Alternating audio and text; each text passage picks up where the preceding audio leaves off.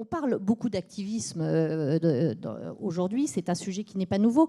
L'activisme dont on parle dans les journaux, ce sont ces approches d'investisseurs que moi je considère d'ancienne génération, qui effectivement ont une recherche de profit plutôt à court terme, ou en tout cas les premiers activistes, parce que je pense qu'on voit aujourd'hui, y compris dans cette catégorie-là d'activistes financiers, des gens plus raisonnables et responsables. Mais les premiers activistes sont des gens qui, en fait, visaient des entreprises qu'ils considéraient qui étaient sous-efficientes pour différentes raisons, souvent pour des raisons de gouvernance, mais aussi parfois de stratégie.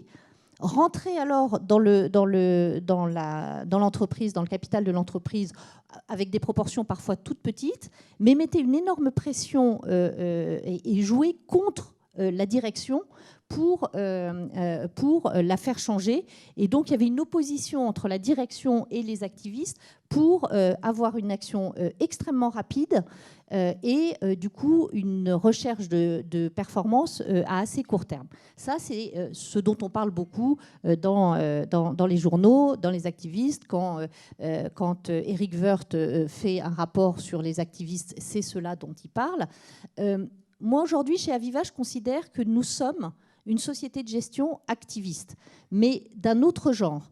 Notre genre à nous, c'est en fait non pas de jouer contre les entreprises, contre les dirigeants, c'est au contraire d'avoir une approche active auprès d'eux, bienveillante, d'accompagnement et de volonté de les accompagner sur le long terme. Et donc, on a une approche très, très différente. Mais avant, dans le passé, les investisseurs, les sociétés de gestion comme nous avions une gestion active financière, c'est-à-dire nous achetions et vendions des entreprises en fonction de ce que nous pensions bien, sans nous caler sur ce qu'on appelle les indices, donc sur une ligne où on nous prédit ce qu'il faut acheter et vendre de façon identifiée. Nous, on essaye de créer de la valeur en achetant et vendant d'autres entreprises de façon un peu différente pour créer notre valeur additionnelle. Mais avant, on faisait ça que sur le côté financier. On écoutait les entreprises, on prenait ce qu'elles avaient à dire, puis si on était content, on les gardait, si on n'était pas content, on les vendait.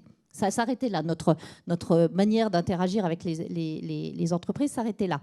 Avec l'ESG notamment, avec la politique de vote active, très active, qui est dans la notion du G de gouvernance, on est devenus des activistes beaucoup plus présents et des gérants et des investisseurs beaucoup plus présents, puisque maintenant on se manifeste plus fortement, on s'exprime. Nous, on vote par exemple dans 96% des assemblées générales, nous avons voté. Nous avons présenté un certain nombre de résolutions de façon proactive pour demander à la société de changer certaines choses.